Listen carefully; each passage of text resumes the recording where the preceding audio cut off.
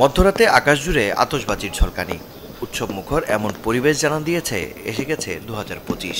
তাই তো বর্ষবরণে মেতেছিল গোটা দেশ।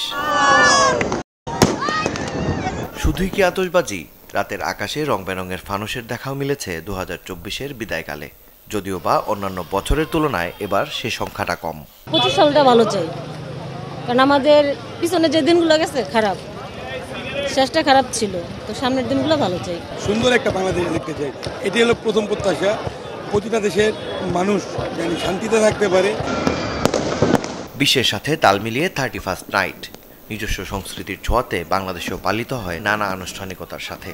ঘরে ঘরে যেমন চলে মুখরোচক খাবারের আয়োজন, তেমনি বাড়ির আঙিনা কিংবা ছাদে সব বয়সীদের আনন্দের অনুষঙ্গ হয় তারাবাতিও। পিছনের দিনগুলো খুব খারাপ গেছে, সামনে যেন ভালো হয়। আমি চাই যে 2025টা অনেক আনন্দে কাটুক। 2025-এ একটি শান্তিপূর্ণ দেশ দেখতে চাই।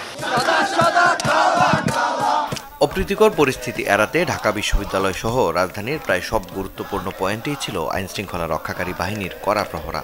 আমাদের বাংলাদেশ নিয়ে অনেক ষড়যন্ত্র চলছে, আমরা যেন এই ষড়যন্ত্রের মোকাবেলা করতে পারি। 25 সালটা আমরা খুব ভালোভাবে পার করতে পারি, আর কোনো স্বজন না হারাই।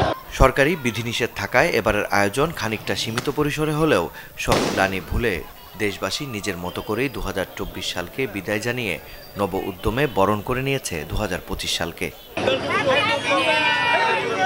মাকসুদুল হক ইমু, চ্যানেল 24, ঢাকা।